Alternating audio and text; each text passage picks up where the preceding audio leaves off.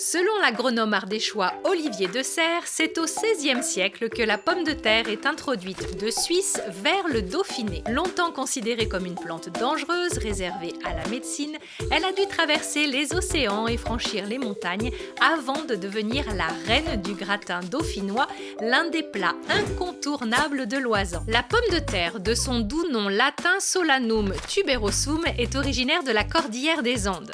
Elle est, avec le maïs, la base de l'alimentation des Incas. Les conquistadors la ramènent en Europe au XVIe siècle, mais on ne la destine pas tout de suite à l'alimentation des humains. On lui préfère le topinambour, importé de Nouvelle-France, actuel Canada. Poussée par les famines et les guerres, la culture de cette patate, de l'espagnol patata, facile à cultiver et à conserver, s'accélère pourtant. Au XVIIIe siècle, Antoine Parmentier, pharmacien militaire et agronome français, va la rendre populaire.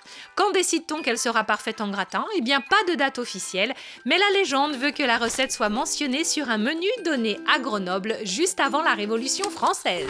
Un plat tout simple, aux 1000 recettes, muscade ou non, au couteau, à la mandoline, binge ou amandine, plus de crème, plus de lait, dans un plat frotté à l'ail, mais attention, surtout pas de fromage, sinon ça devient un gratin savoyard ou une tartiflette.